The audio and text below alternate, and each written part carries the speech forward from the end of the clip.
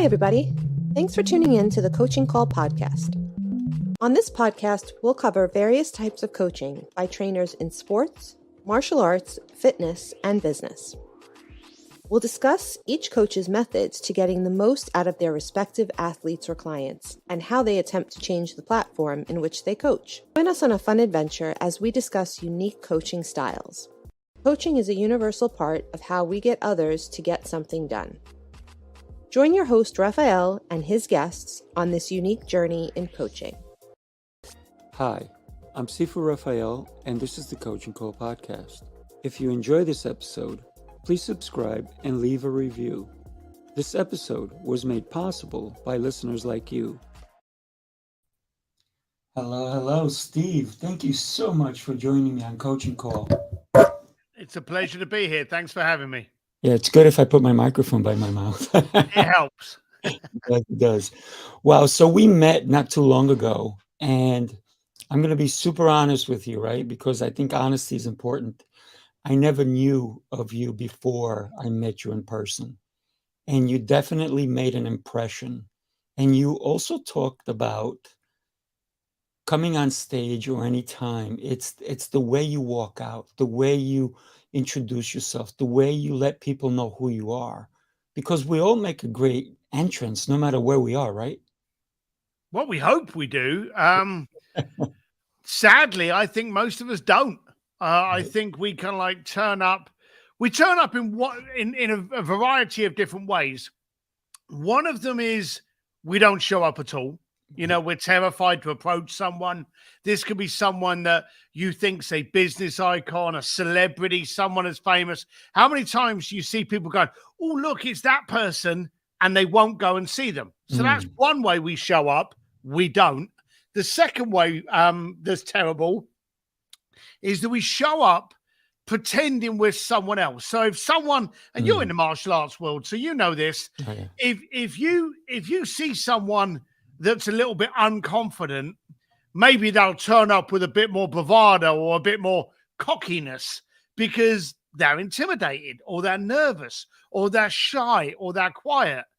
So they turn up as someone that they're not. So they turn up as the wrong person. And then there's the final way that you should show up as you. Just be you. It ain't that hard. And guess what? It takes no effort. Exactly. You know, one of the things that I do love about you, obviously, here's the thing, for me, it's the ask, right? You would not be here with me today if I didn't ask. Right? Yes. And I think that's where you have come to be so well known, not only in the entertainment world, but in the business world, because of the ask, right? Yeah, absolutely. 100%. I've always been prepared to ask. Yeah. That's how you get the dates too, right? So, you know, you have a background that most people would never imagine would put you in the position you are today. And I would love to just touch upon your childhood, your upbringing, and even who influenced you. Wow, that's actually a huge question. You're welcome. I don't think my background's any different to anybody else. Most business owners, most entrepreneurs, and anybody listening to this podcast is pretty much pissed off. We're aggravated about something. We want a better school. We want a better body. We want a better bank account. We want a better relationship. We want a better business. So we go to events, we listen to podcasts, we engage ourselves in courses. I grew up in East London. I was put on a building site by my parents, but deep down inside me, I knew something was wrong. And I was aggravated. And I was like, hang on a minute, why am I on a building site? Why am I getting wet every day? Why am I cold? Why are there no pretty women in my workplace, you know? Right. But I would look at all of my buddies driving to work in their car, and they were now, of course, it always looks better when you're not in it. But to me, these people were working in offices where it wasn't raining, where they were comfortable, where there were girls, you know? And as a lad, I'm like, what's wrong with me? And that aggravation meant that I needed to get an answer. So I went out to try and find a way of finding out how come you can do it and I can't. Mm. And that was the thing. A lot of people today, they have a conversation with the worst person in the world. Actually, let me change that. They don't have a conversation with the worst person in the world, which is themselves. Right. Because far too many times they sit there and they go, oh, I'd love to do that. And then that little devil pops up on the shoulder and goes, but you can't do that. You can't take him on. Oh, you can't be any better than that. And you listen to him. Mm. And with me, I didn't really have that person. Mm. I was always like, hang on a minute. Why not me? Why can't I? And I remember walking up to nightclubs, and I was 17 years old, so I shouldn't even have been in the nightclub. But I'd walk up to a nightclub, and there'd be a massive, great line over here. But have you ever noticed that powerful people, rich people, influential people, they never wait in line, do they? Never. Never. And I always thought to myself, why do they never wait in line? And I remember there was this time we're waiting in line, me and my two buddies, and these people walk straight up to the front door, walk straight in. And I thought, how come that's happening? So I left my buddies and I walk up to the front door with the doorman. I went, evening, gents, and just walked straight past. And they didn't stop me. And I was like, wow. And it was like all of a sudden having the keys to the Matrix. If we try, we automatically lose. So I would constantly try different things. Yeah. You know, that reminded me, I'm in New York, so there was a nightclub in New York, and I was a bouncer, and we'll have to talk about that too. And there was a nightclub called Mars, and it was extremely exclusive. It was the kind of place that you'd have like 300 people, and the doorman was just selecting only you. So I said, how do I get in there? And being in the business, I said, I know. So I said to my girlfriend at the time, invite your hot girlfriend. I said, we're not driving. We're coming in a cab. You girls are going to just grab my arms and we're going to walk to the front door. And the guy immediately pointed to us and said, you're in. Yeah. And they're like, how the hell did you do that? I said, because we looked hot. That's it. Yeah. Actually, they looked hot. I was just the guy, you know.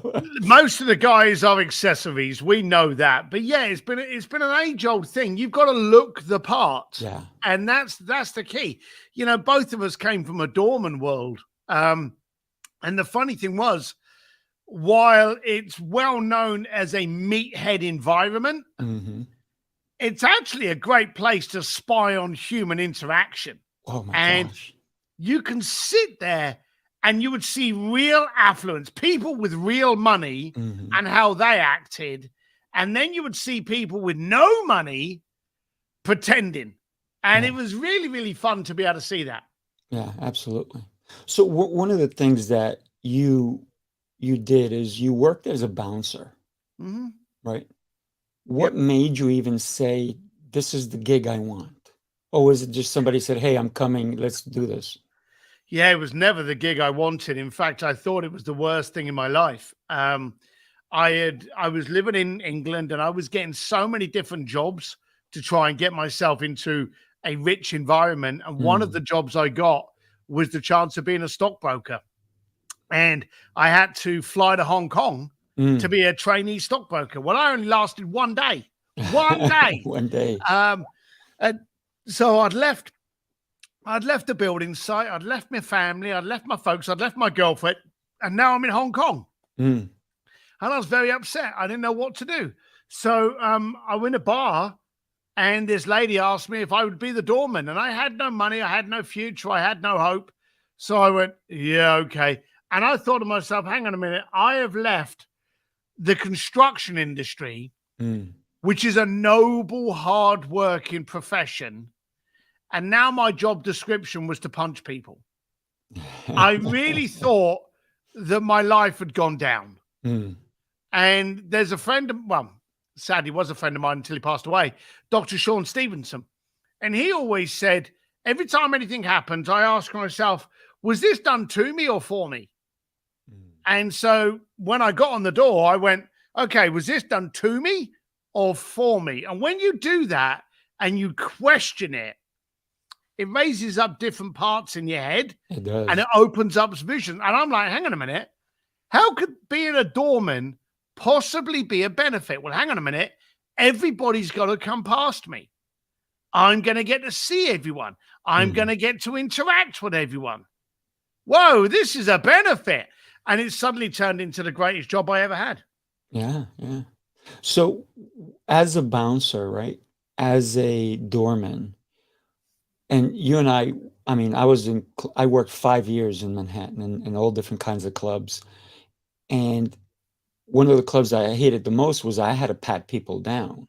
I said, no, I don't want to be there anymore, because I don't want to pat people down and say, hey, take your gun, put it back in the car. So for me, it was more like the interaction, like you talked about, getting to know people, right? For me, it was just fun.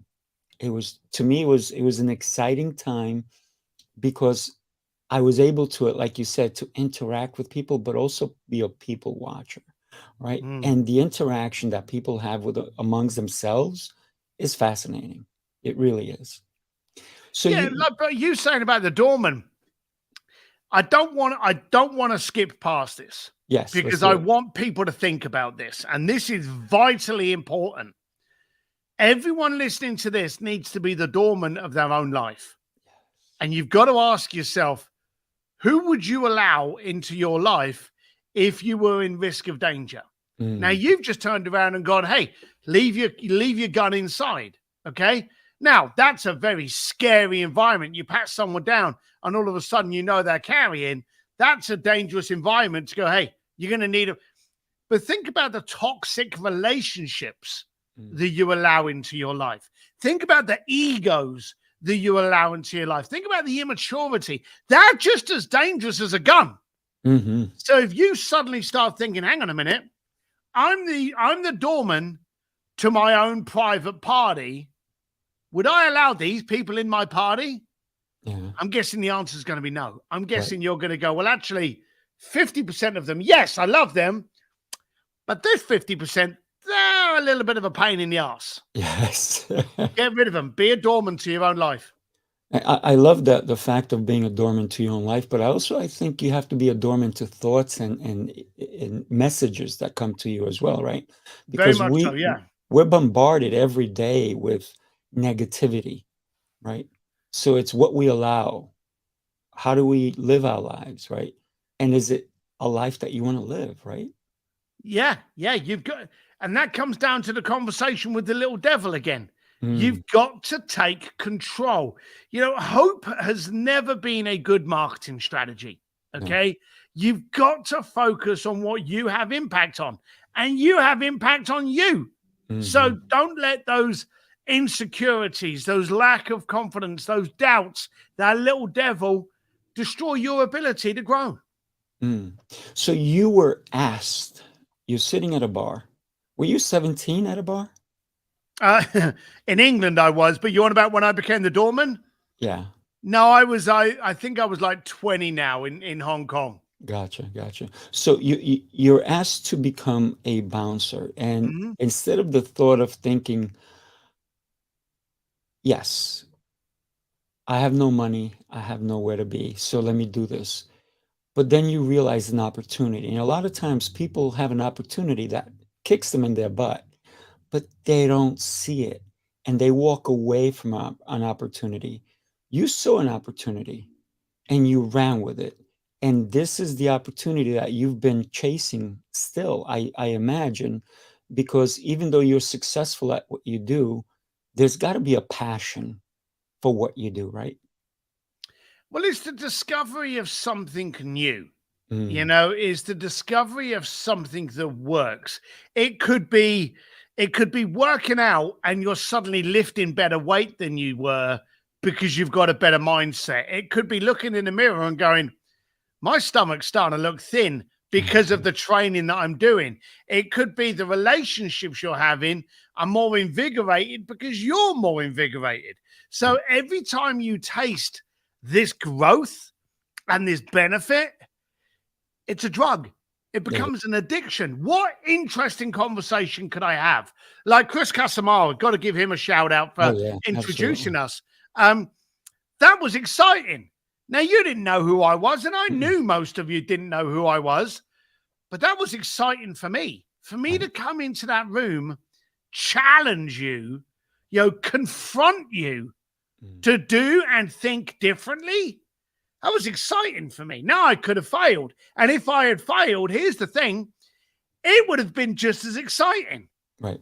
Because if I had failed, I would have been able to have gone, that's what I did wrong.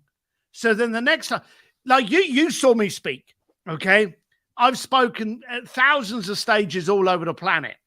I guarantee you I've spoken really badly at some of those. But every time I did something bad, I learned and I got educated. So I'm addicted to growth and education. And none of us fail. We just become educated on what didn't work. Is that addiction that you can't let go? Now, I don't smoke. I don't take any kind of drugs or anything like that. I like the occasional whiskey, but that's about as bad as I get. But I am addicted to life. And I want to grow and feel and experience as much as I can. And here's the dumb thing. We play the car game. When you're walking through a car park or you're walking through a parking lot or a car dealership, and there be a car, and the car will be this weird orange, and you're looking at it and you'll think, that's a weird color car. I've never seen that before. When you're driving home, what's the only car color you can see on the highway? Orange. Because your mind was suddenly opened to that color. Well, that's what happens to opportunity. When you suddenly start looking at things and going, okay, where's the opportunity in this situation?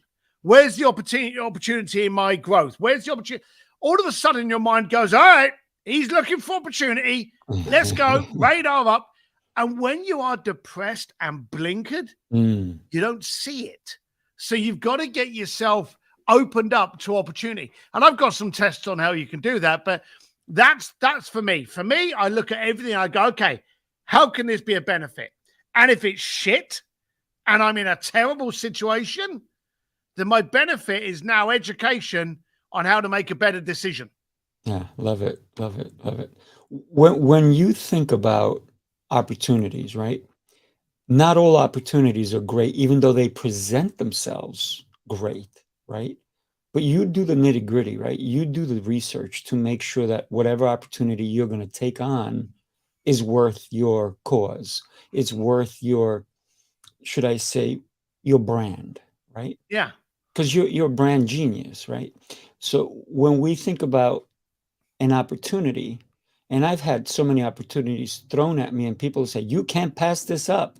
And I'm like, yeah, there's another one coming. I can, right? So what makes you select certain opportunities rather than others? So the trouble with entrepreneurs is we say yes to absolutely everything. And that's usually our biggest problem. Right. Okay. So, and it's a good thing and it's a bad thing. Okay. So there's a couple of things that I do.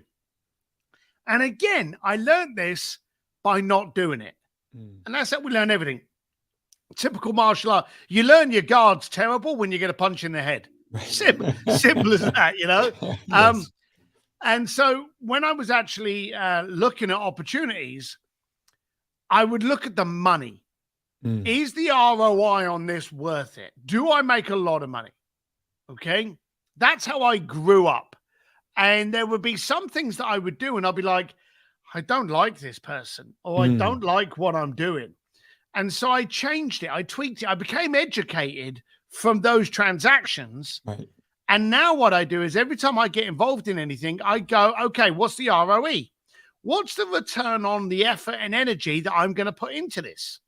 If I put a lot of effort into it and it gets me a lot of money and makes me really happy, well, okay, the effort will be worth it. But if I don't have to put a lot of effort into it and I'm still happy, then that's a better deal. Yeah. So I became very cynical very early on. And I really asked myself, what's this going to do? There was a deal that I did.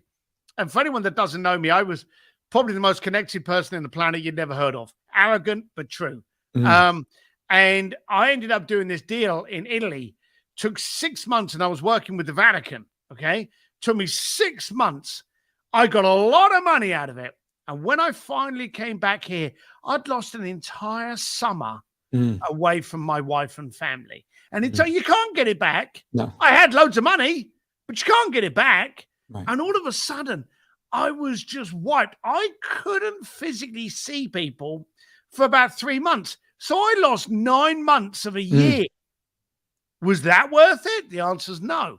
So now what I do is there's a few things. One, I actually hate every opportunity that comes my way.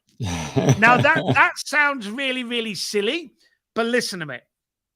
So I open my mind to receive every opportunity in the planet. Okay. I receive it. It doesn't mean I have to accept it. Right. So now I'm getting all these opportunities coming to me. And it's very easy for an entrepreneur to go, whoa, look at me. I got loads of opportunities. I'm going to take them all. And then you're screwed. Right. Okay. So now what I do is every one that I get, this is what I do. And I say it out loud. Every opportunity that I open up, whether it be a PowerPoint, an email, anything, I go, okay, I hate this. Now let's see if it'll force me to love it. Oh, I love that. And that's great. what I do. So now I'm already skeptical. I'm already cynical. Okay. But I'm open to the opportunity convincing me that I should love it. But when you walk in, like I've done events before and they've been with big celebrities. And I've gone, wow, I get to work with this big celebrity and I get to work in Hollywood and I get that. I'm looking at the wrong things. And those things have ended up costing me money. And I'm like, hang on a minute. How did I not see that? Because I wasn't looking. But now I look and I go, okay, I hate this. How could it screw me up? And then I can't see anything that can screw me up. And then I go, okay, how can it benefit me? Whoa, it could benefit me a lot. This is a deal I'll take. So I always go into every contract with, okay, I hate this. Now let's see if it'll force me to love it. The other thing I do is I have 3 lists. And I do a lot. I'm never far away from a little pad and pen. Oh, yeah. Okay? I write everything down all the time. And if someone gives me a couple of opportunities, I quickly write them down. And then underneath it, I put 3 lists. You'll see this on all of my pads. If someone says, well, look, we can do these 3 things, Steve. Okay, tell me what they are. And then underneath it, I will literally do 3 lines. And I will be now, not me. Okay? I love that. Never or never. Well, yeah. So the point is that as entrepreneurs, we don't like to say no. Okay. Right. So by me having a no list, I'm never going to want to put things in there. Okay. So I can look at an opportunity and I can go, this is a great opportunity, but I've got another opportunity I'm working on. So this is a not now. So I put it in my not now list and I'll come back to you in 6 months. And if the opportunity is still available, we'll consider it then. But that's in a not now. And then there'll be another one. I'll be like, I can do this. I have the time. In fact, I'm working on a project very similar. So they'll dovetail into each other perfectly. So that's a now. I'll do that one now. Nice. And then you'll get other projects where you go, that's a great project, but it's not for me. But I know someone that it would be good for. And that's when I put it in the not me list. And that's when I share it with other people. I may phone up a friend of mine and go, hey, I've got this great opportunity, but it's not for me. Think it could be for you. And then I'll do a JV with them and get 10% or something. So I get to pass it on. So I do a now, and a not me. I love the not me part because you're still making money on the not me. Yep. I love it. I have genius. probably about 20 projects going on at the moment that are not me, but I get paid. I love the not me getting paid. That's brilliant.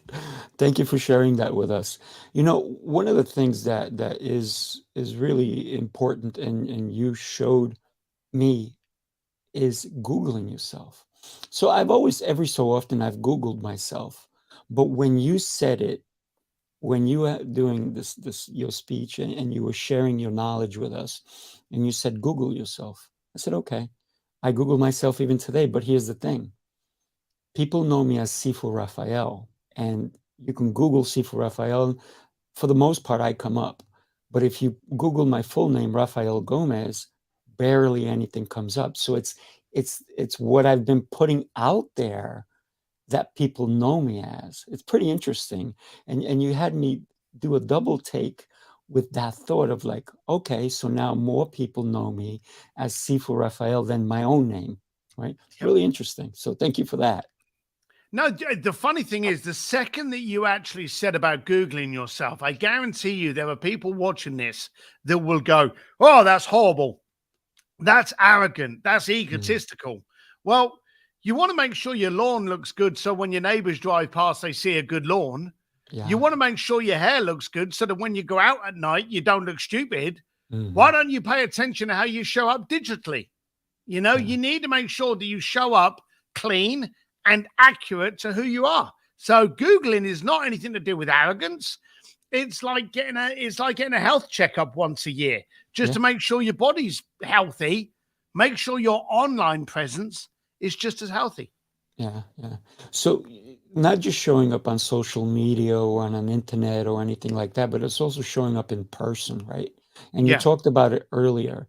Who do you show up as, right? Yep. Unique, as a unicorn sometimes, right? And those are the people that stand out. You know, celebrities are one thing, and they have something that a lot of other people don't. The status, right? It's that recognition. It's maybe they have something else that someone saw in them and helped them become that celebrity, that star. But you do something that people need and don't realize they need.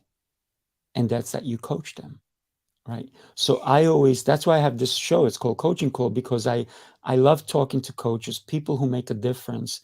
And you are helping people who maybe didn't realize their weaknesses or didn't even realize their own strengths, but they're not using them, right? So you started Bluefish. What made you even come up with the name? That's a cool name, by the way. I didn't, like most things, you know, it was an accident.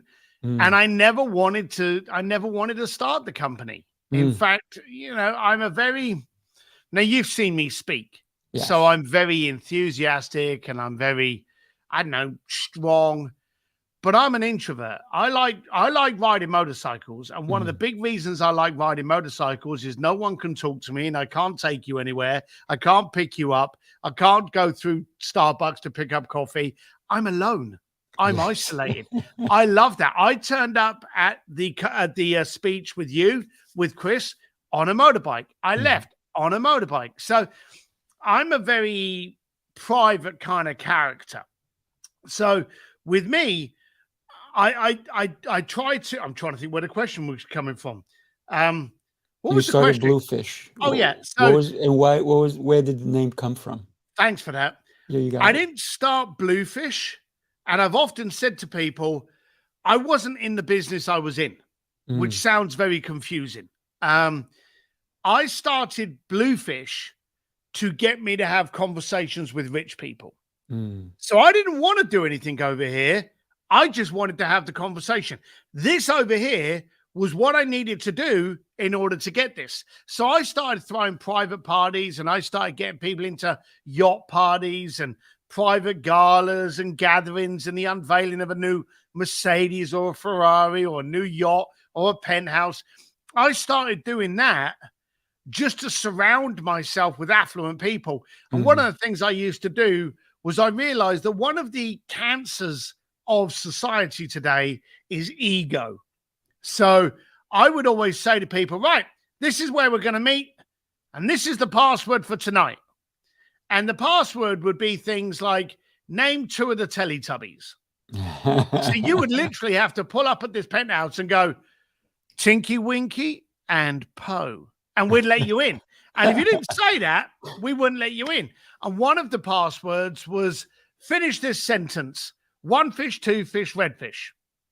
And so people would walk up and they'd be like, Bluefish. And we'd be like, in you come.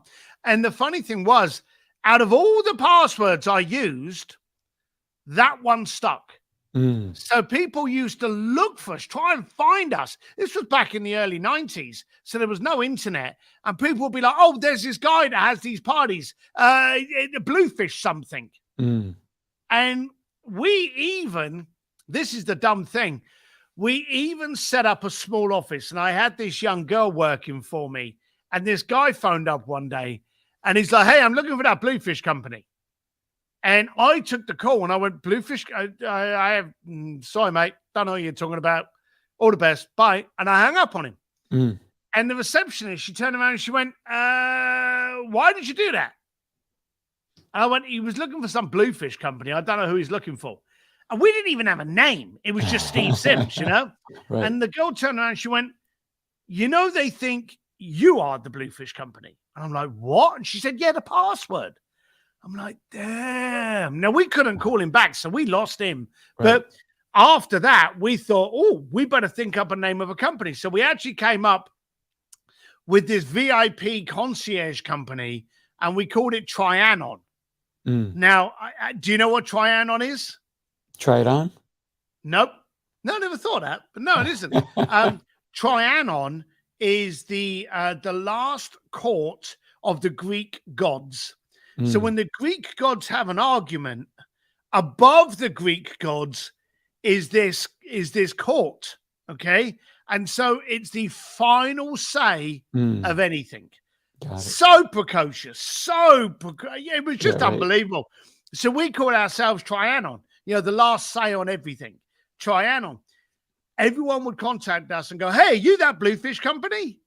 And I think it took maybe 3 months, and then we did a name change and called it Bluefish. And it became the world's leading concierge firm for billionaires for about 25 years. Wow.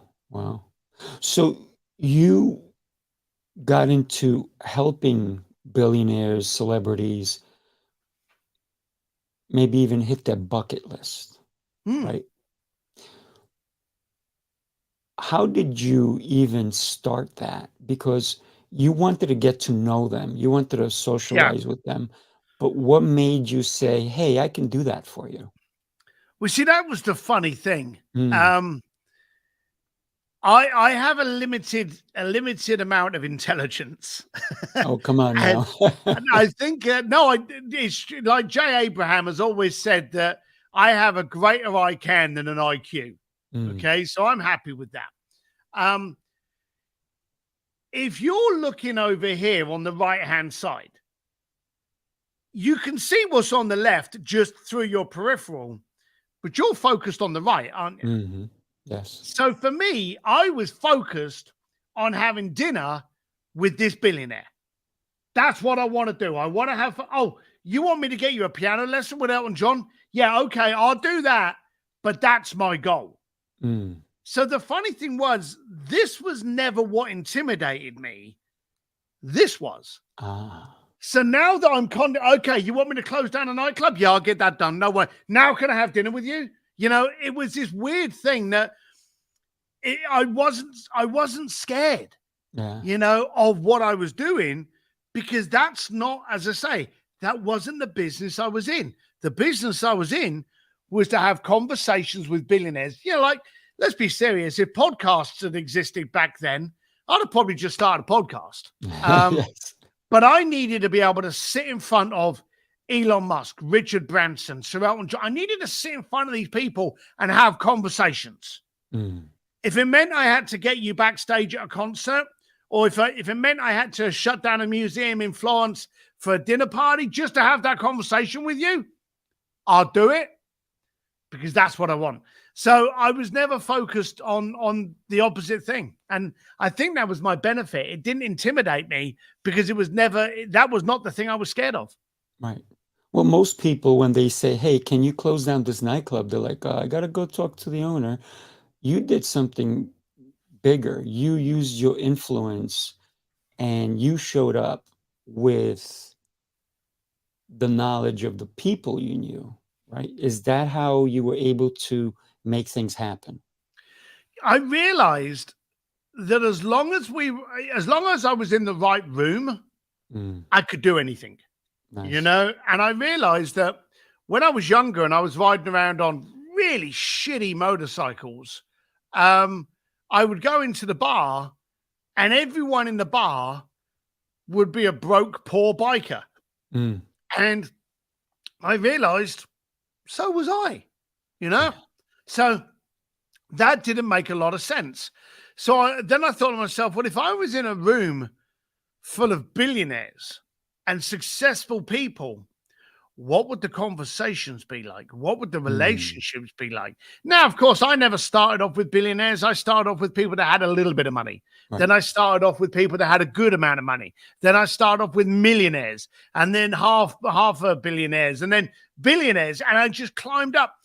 And the bigger that I got and the better rooms that I got into, things happened easier because now I had credibility. You think about all of these people. So everyone that listens to you probably has no idea who I am. And they're listening to me going, this guy's name dropping. He's got a funny accent. Who the hell is he? Okay. But here's the thing.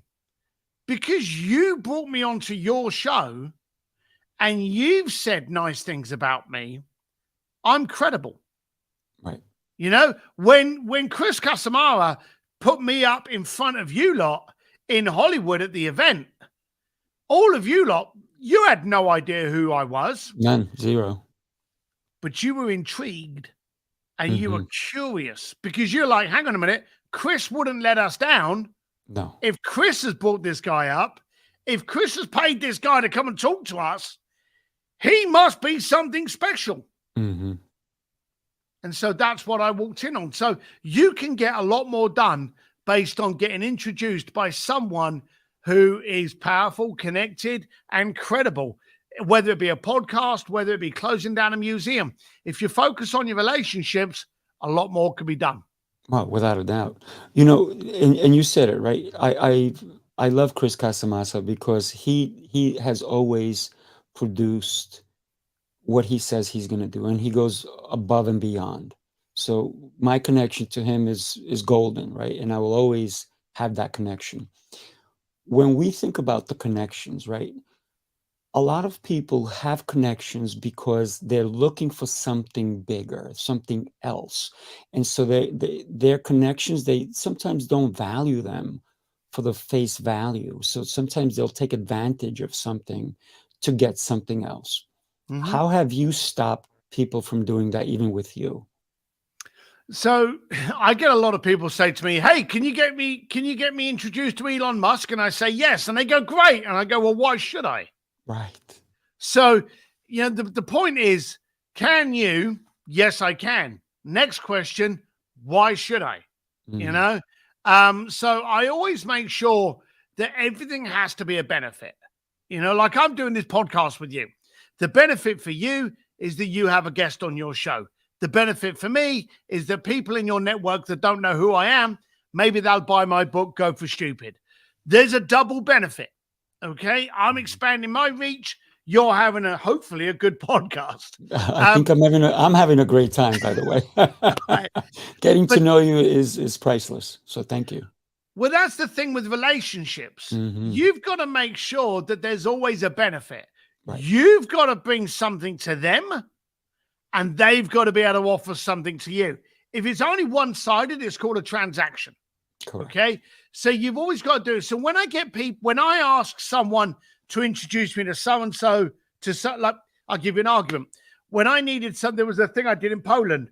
It took 12 people for me to get to what I needed to do in Poland. The end person was the one that flicked a switch and made it possible for me to do a deal that was like $2 million. Okay. He was the person. Right. Without him, it would never have happened. But without the other 12 people, I wouldn't have got to him. Right. So who was more important?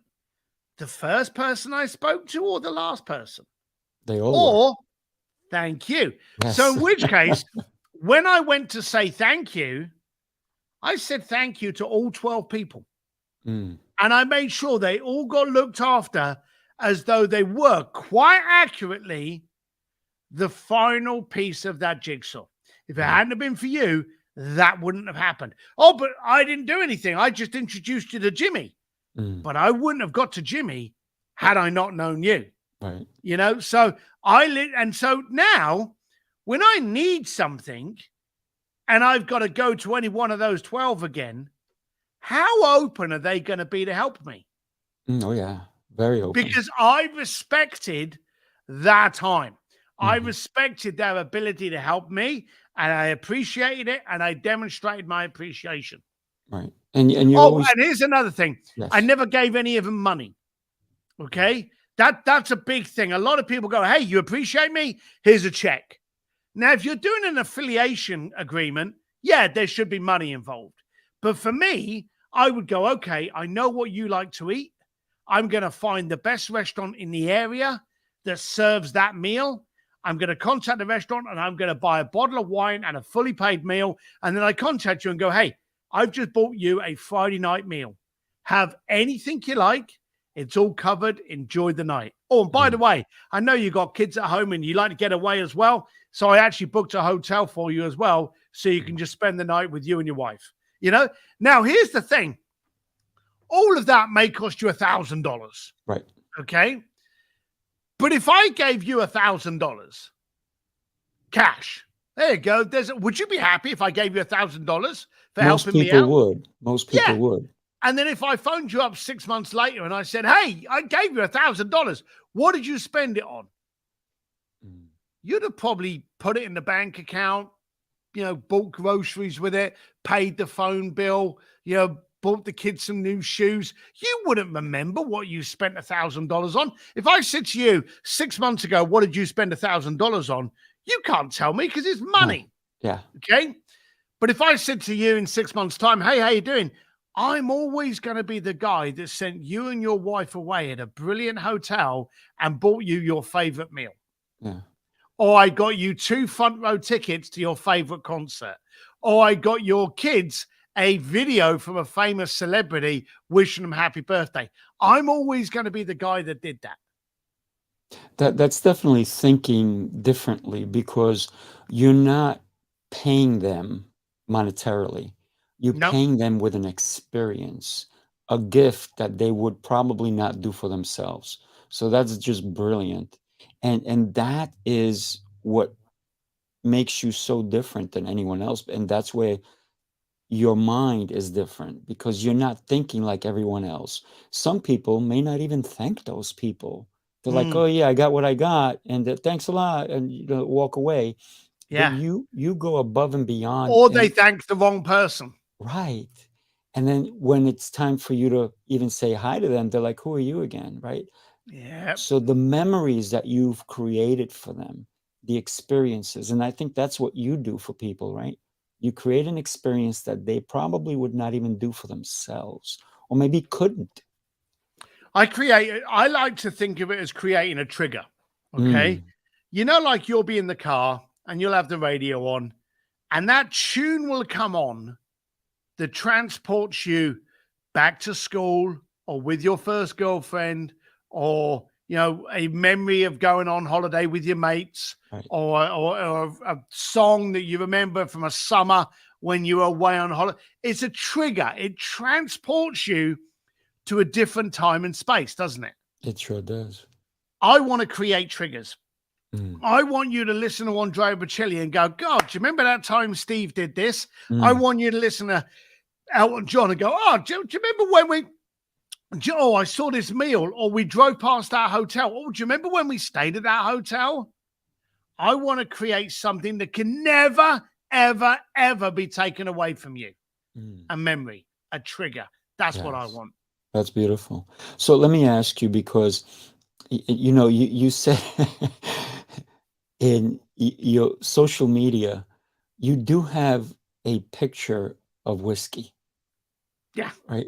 I love it. So what is your favorite whiskey? So I don't drink a lot. I like Japanese whiskey. And that's probably one of the only whiskeys that I can drink straight. But I love cocktails, whiskey, sours, penicillin, samurai swords. But my favorite go-to on a regular basis, too regular, is an old-fashioned.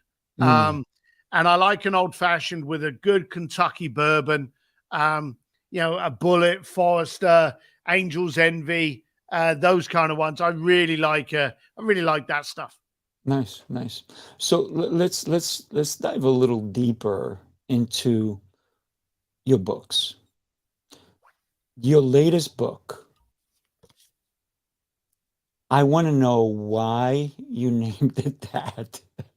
I love it. I named it Go for Stupid because everyone that we respect, idolize, revere today went for stupid goals. They didn't go for things that they were qualified in. They didn't go for things that they knew anything about. Right. They went for stupid, ridiculous goals and then achieved them. Elon Musk disrupted banking and then went into space. Yeah. NASA had been doing it for decades before him. But who's the head of space now? Oh, yeah. Elon Musk, right. Richard Branson disrupted the music industry. Larry Page disrupted the communication industry by Google. Steve Jobs couldn't even write code, had no idea how to do a program, but built Apple. So the bottom line of it is we revere people that go for stupid goals, but when we come up with those stupid goals, the people around us laugh at us. Right. So what I'm trying to do is I'm trying to get people to actually go for more stupid goals. I've gone through history in the book from Edison, Walt Disney, Richard Branson, Henry Ford, of how people went for stupid, ridiculous goals and achieved them. I've gone through stories of what I've got up to in life and how I went for stupidity and it worked. And I try to tell you and teach you how to do the same thing. So I want people to stop going for the mediocre. Stop going for what they think they can achieve. How do you know what you can achieve unless you push yourself? Right. So there's goals and stuff in there that's not asking you to sell the house and risk all the money, but it's ways that I can actually get you to focus on doing good things and achieving them by going for something that you may think is a little bit ridiculous. Love it. And by the way, going across your screen, everybody, is Steve's website, stevedsims.com. You can get your book there. Mine is coming. I can't wait to fully read it. And, Chris got me a signed one. So thank you for signing it. I really appreciate it. The other thing that, and you talked about your password for Bluefish, and I love that story, by the way. There's a lot of speakeasies that are popping up and all over. I'm in Long Island, New York.